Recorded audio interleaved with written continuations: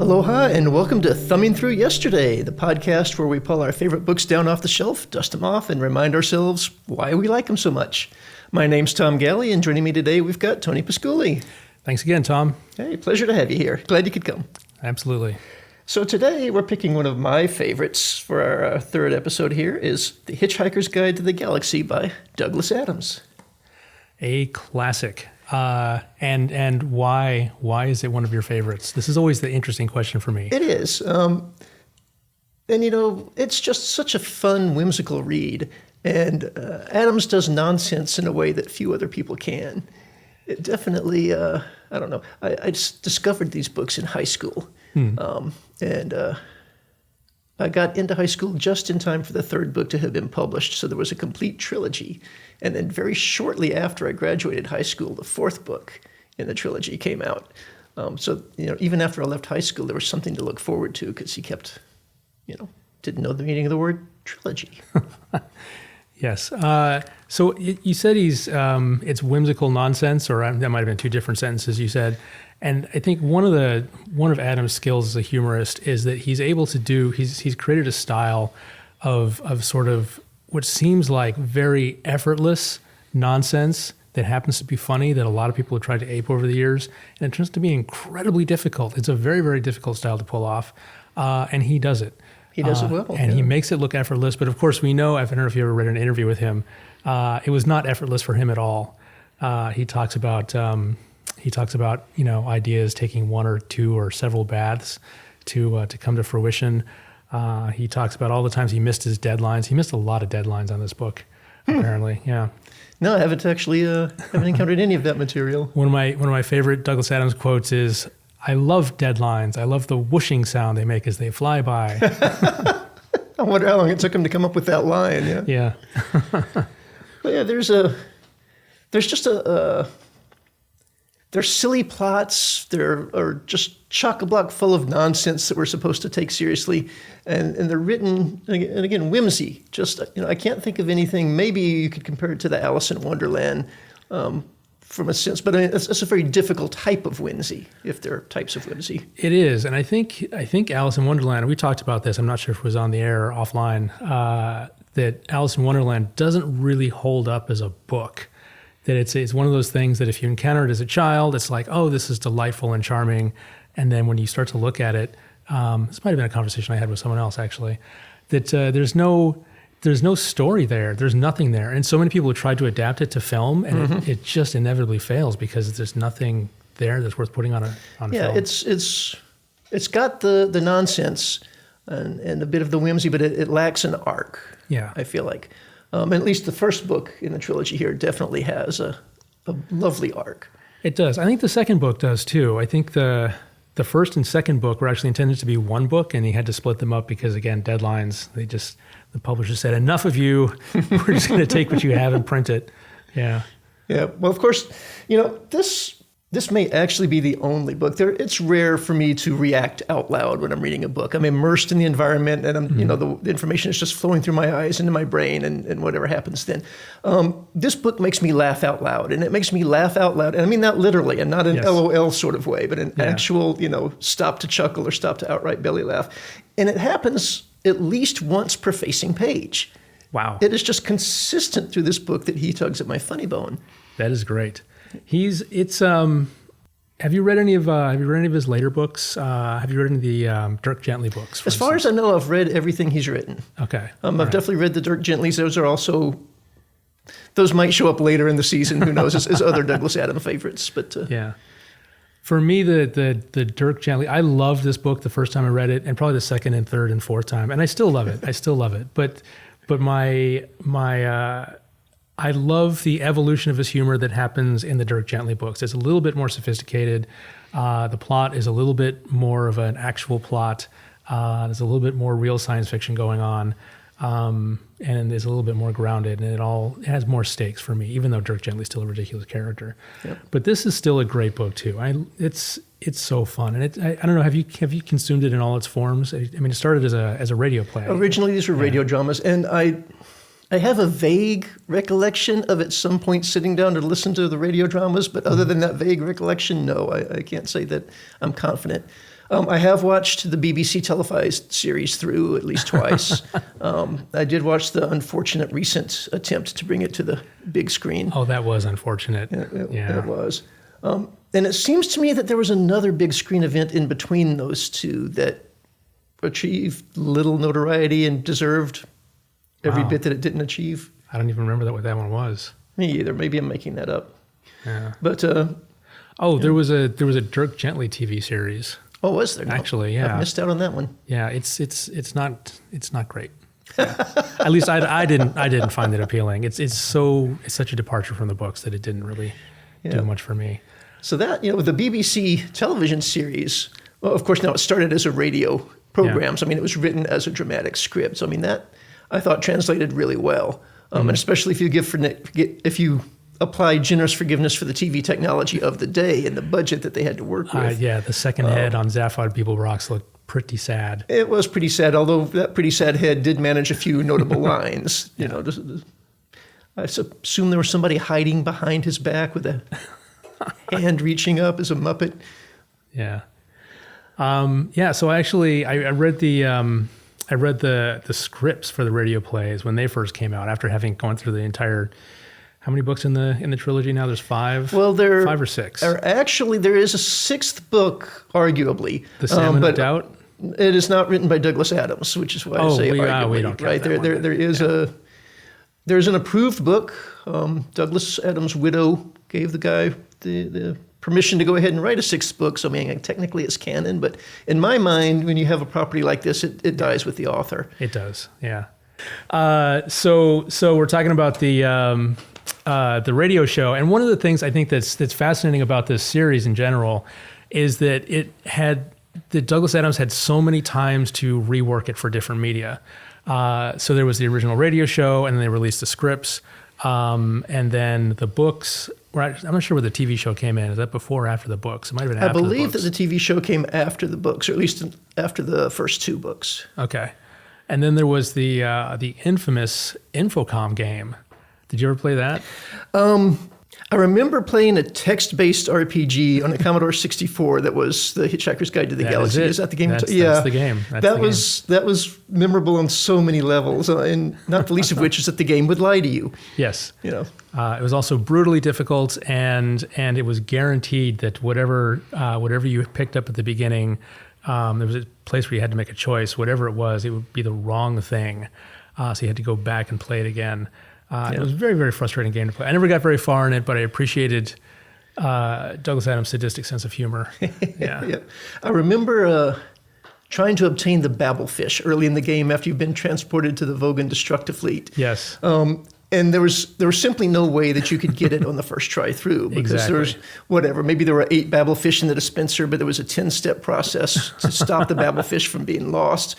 So you literally had to play that section at least 3 times in my example, but multiple times before you knew the steps to take before you pushed the button to dispense a Babelfish. That's a very different experience from reading a book. So the book is my favorite format for this particular story, and I think most of his humor works. For me, the humor works best in book form. Adams has a really dry voice that's just aside from he's going full whimsy, that just that really worked well on paper. And sometimes does not translate to, like for film, I think Marvin the Paranoid Android doesn't translate to film at all. I think he has to be, once you bring that character to life and hear someone else voicing those lines, it just becomes a downer. It's just a drag. It's exactly the drag that he's intended to be in the book, but doesn't come across that way because you're reading him in your own voice. Yeah. So I enjoyed Marvin in the books, but I hated Marvin on film. There's definitely a lot that you lose, and this is the case in any novel when you're privy to somebody's thoughts, which you're not in the film. But with Marvin in particular, right, the sheer loathing he feels for himself and the universe, and the overwhelming despair and inability to do anything about it. I don't really care who you get to voice that. Only a small percentage of it can possibly come through without the descriptors. Yeah. That being said, I feel that Marvin is one of the more successful characters, both in the BBC version and the recent film version. Interesting. Actually, I like the Arthur Dent. I'm not going to be able to think of his name now. But in the recent film version, he's the guy that played opposite Benedict Cumberbatch in Sherlock. Oh, Martin Freeman. Martin Freeman, is that his name? Really? Yeah. Yeah. Yeah, he was also Bilbo. He was also Bilbo. Yeah, I should have gone with that one. But yeah, I really liked him as Arthur Dent. I thought he did a really nice job of that dry British wit and of that complete lack of comprehension of what was actually going on around him. But the decision to just go ahead and move forward sans comprehension. Interesting. I didn't like what they did with Zaphod's double head, but I really thought Sam Rockwell was well cast as Zaphod. That was the choice of the double head. Yeah. Jack in the Box Pez dispenser trick was ill-conceived. Yeah. But so many choices in that movie were ill-conceived. Yeah. But casting an American as Zaphod I thought was really appropriate. Yeah. Yep. And Sam Rockwell has the zaniness to pull it off. And then, of course, the most successful character for me in the film is Bill Nye as Slarty Bartfast. That was the one part of the movie I actually enjoyed. Yeah, the rest I was just kind of wincing through. But he was perfectly dry. That was lovely. You'll be the late Dent Arthur Dent. That's a sort of a threat you see. Totally can be terribly effective. Yeah. You see, and was that actually in this book, or does that come in the second? No, that's in this book. It is in this book. Right? Yeah. But that's just an example of how Douglas manipulates language in unexpected ways to get a chuckle out of you. Right.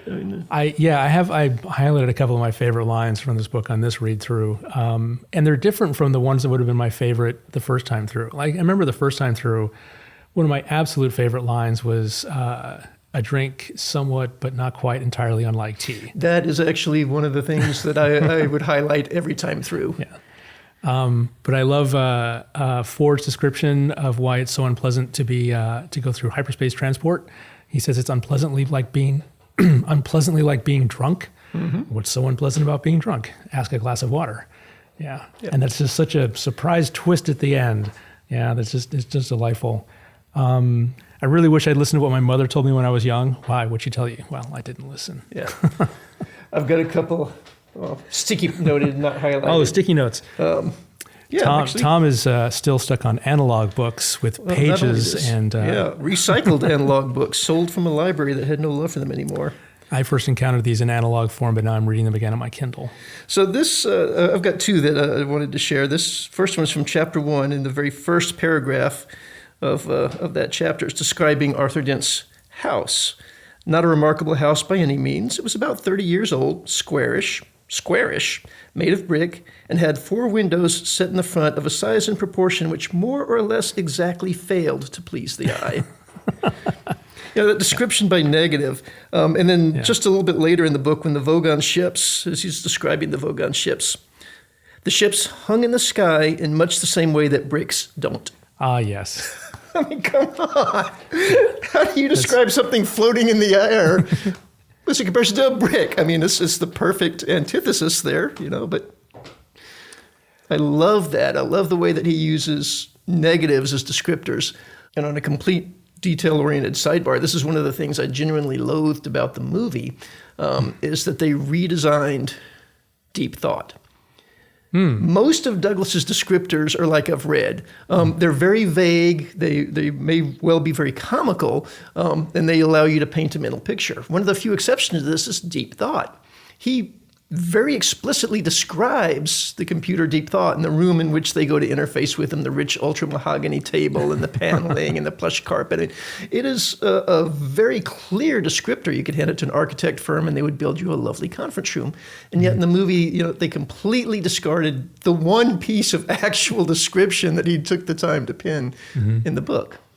Well, movies. Yeah, indeed. That's a whole separate, you adapt to another medium, and one of the things they say is that, you got to make it work for this medium and not for that medium. But sometimes I think they get people involved in the project who have no love for the original, and so that, you lose a lot that's important when that happens. It's unfortunate. Yeah. I'm looking at my quotes here. There's another one that's interesting because it's become significant in the computer security industry, which is...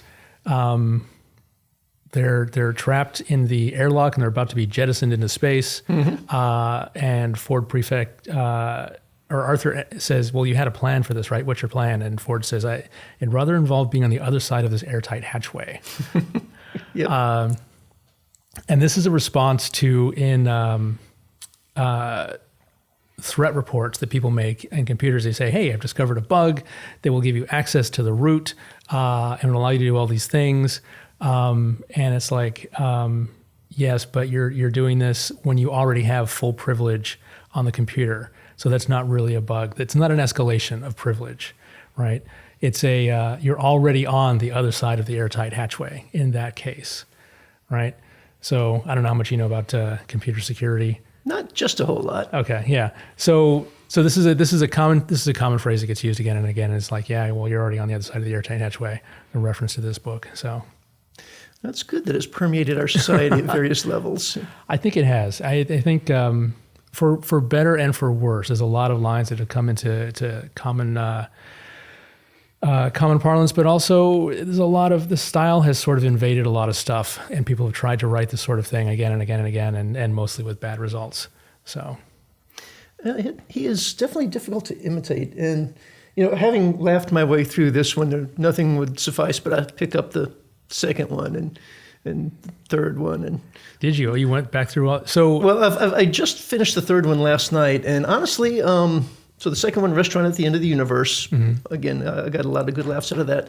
The third one, Life, the Universe, and Everything, sorry, mental hiccup there, was a bit of a slog for me. Interesting. It was, one of the things we talked about earlier was the fact that we liked the arc, the fact that there was an actual story to these books. And in the third one, the story is just all over the place. It's incredibly disjointed. You're just jumping from spot to spot to spot without the connections. And each individual spot is whimsical and Arthur-esque or Adams-esque. Yeah. Thank you. Put together, it's not until you're 3/4 of the way through the book it begins to make sense as a pattern. I haven't read the third one in a while. Is that the one where he has a girlfriend? Is that the fourth book? We're introduced to that character. I haven't started the fourth one yet, but I'm assuming that's where that gets filled in. What's her name? She had some interesting name. And he learns to... He learns to fly in the third one. Her name was something disappointed that started with an F. Yeah, he was very disappointed by the name, but... It was either the third book or the fourth book. The fifth book I didn't care for at all. I read it and it was like, yeah, this is more content. But it didn't feel like an enjoyable experience to me in the same way the first four did. But it was either the third or the fourth book where he was exploring this relationship with this girl that seemed to touch on something that was going on in his life at the time. I don't know how close it was to anything that was happening with him.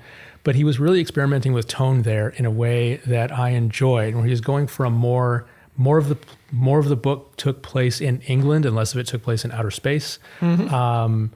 And it was starting to be a little bit more of what I enjoy about the Dirk Gently books, but not completely successfully. So I think it kind of fell between two stools, where he was reaching for this a little bit more serious and grounded tone within the context of Hitchhiker's Guide to the Galaxy, which is not what people were expecting, but also wasn't the context for it. Yeah. So do you recall if that was actually published before or after the first Dirk Gently book? I don't. It's interesting. Normally I go back and I look up the publication dates. Yeah, on these, we can hypothesize that maybe this was the bridge he was experimenting with the tone that he eventually mastered in the Dirk Gently series. Yeah, let's go with that. When was so Douglas Adams? The first book was published. Oh, I have the 5-book set on my Kindle, so it's not going to tell me. But I think it was around. I think I read it pretty quickly after it came out. A friend of mine introduced it to me. I was a senior in high school when I read it, and it was like nothing else I'd read at the time. Just a complete revelation. It reminded me a lot of. I assume you're a Monty Python fan. I am. It reminded me a lot of Monty Python, and I think similarly with Monty Python, Python was one of those things that just came out of left field, smacked a bunch of people in the head. You either loved it or hated it, and if you loved it beyond reason. And then a lot of people came along afterwards and tried to do the same thing, and just really without success. Monty Python, and this is one of those things, I have very fond memories of Monty Python being this fantastic, and the same thing with Saturday Night Live, of it just being this unending stream of fantastic comedy. Yeah. Going back and revisiting it much later in life, it's actually this unending stream of tripe with a few amazing gems, and I mean amazing gems floating in the middle of it. So... I'm not sure how that ties into this because I don't think that Adams ever generated any tripe. All right. So Hitchhikers came out in 79. 79. Restaurant at the End of the Universe at 80, which is when I entered high school. Life, the Universe, and Everything at 82. And then the question was... Dirk Gently, I think, was quite a bit later. Oh, bother. I have Googled the Hitchhikers, and surprisingly, they do not mention Dirk Gently. I'm going to say Dirk Gently was... Okay, 87 for Dirk Gently. 87, okay, so 87. quite a bit later. Yeah, all right. Long Dark Tea Time of the Soul. One of the things I did learn when I was Wikipediaing a little bit is the sixth book, which we're, not necessarily acknowledging, was in fact the title of what he intended to be another Dirk Gently book. So Adams had actually planned to write another Dirk Gently book and had a little bit of an outline. This fellow who came in and wrote the sixth Hitchhikers book took the name that Adams had planned for the Dirk Gently book and used it instead for the Hitchhikers and abandoned whatever plot there was in it. So, do you remember what the name of that book was? Now, this is where we reveal that we do no research for these beyond reading that. I wouldn't say no. I read it. And Another Thing. That was the name of it. And Another Thing. Okay. And Another Thing, in Adam's mind, was intended to be another Dirk Gently book. That's interesting. This other author who is taking over the series. You're going to try and wrap your mouth around that? Yeah. I'm not going to try and pronounce it. He wrote a middle grade series for kids, Artemis Fowl. I think that's it. Oh, okay, yeah. Okay. So there's also another sixth book, which is called The Salmon of Doubt, which was also one of those things that Adam started writing initially as a third Dirk Gently book, and then said, actually, no, it's going to be the sixth Hitchhiker's Guide to the Galaxy book, and then died without finishing it. And they published his notes and a bunch of other material, sort of like a Silmarillion type deal, of just, here's some Adams stuff. I like that you mentioned the Silmarillion. I think that's a fantastic example of what, well, I don't know. I mean, I certainly had Christopher Tolkien stepped in and actually tried to write the book that J.R.R. had intended to write. I think that would have been catastrophic. So in a way, just sweeping all of the notes together between one binder and publishing it as a book is about the best you could hope for. That was a wise move. And I think the people who really... Lord of the Rings is interesting because it doesn't land in my list of favorite books. I know it's a favorite book for a lot of people. For me, that book was a chore to read, as much as I appreciate aspects of it. But the people who really got into it deep. And so that just collection of lore was exactly what they were looking for. The people who really love Lord of the Rings, my impression is they really wanted more lore and just a deep dive into that rather than more story. Well, I'm one of the people who really, we're well off track here, but I am one of the people that really dove into Lord of the Rings. I've read that entire series so many times. But the Silmarillion is, while having the background and having the lore and occasionally being able to connect the dots, it's really fantastic. Oh my God, is it a slog to get to, or through rather. It's like reading a social sciences textbook. Because there is no story to it, right? It's simply the list of begats and bedones. All right, you're shooting down my theory here. Well, I'm just an aberrant data point, right? Okay. Yeah. My dad gave me a copy of the Silmarillion for Christmas because he knew I was into fantasy. At the time, I was playing a lot of Dungeons and Dragons back in the day. And so I should have been, square in the target market for Lord of the Rings. But he bought me the Silmarillion when it came out in hardback. And I just I don't think I made it more than 10 pages into that book. Yeah, I took several false starts at making through it. And it was actually within this last year during the pandemic when I had, so much copious spare time on my hands that I finally gritted my teeth with determination and plowed through the thing. Fascinating. Okay, so sidebar about pandemic reading. because when we went into lockdown, one of the things I think and a lot of people thought is this is my opportunity to do a lot of those bigger projects, tackle those deeper dives, the things that require more concentration and effort that I don't have time for in my normal day-to-day life.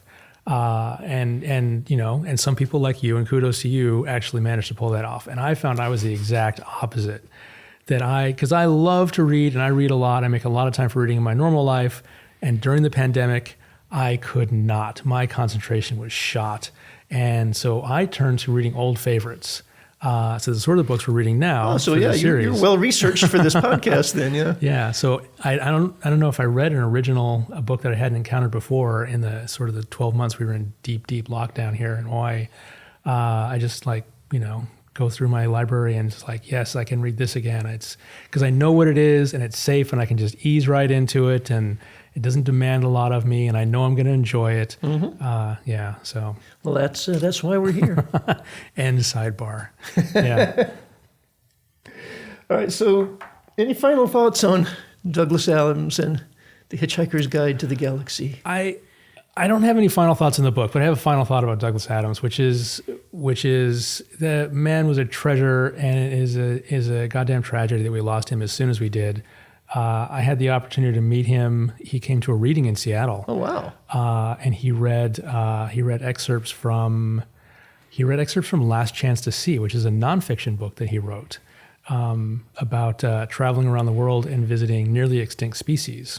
I'm going to have to retract my statement about having read everything he wrote. I'm not aware of this one. Yeah. He also wrote a book called The Meaning of Life, which you might enjoy. You probably haven't encountered that either then, which is a book of basically, it's a bar game they used to play with friends where they would take weird place names in England, of which there are no shortage, and make up definitions for them. So apparently there's a town called Liff, and they made up a definition for that word. Something like life, but not quite. I forget what it actually is. And they are hilarious. And exactly the sort of it's like reading just a bunch of one-liners from Hitchhikers in dictionary form. It's incredible. I'll have to see if I can find my copy for you. So he read this thing, and it was just a brilliant reading, as you can imagine. And he's an enormous. He was a giant. He was like 6'6", something like that. Very, very tall. And also just a passionate technophile. And so I remember I had my copy of Last Chance to See with me and Meaning of Life, and I asked him to sign them and asked him for his email address.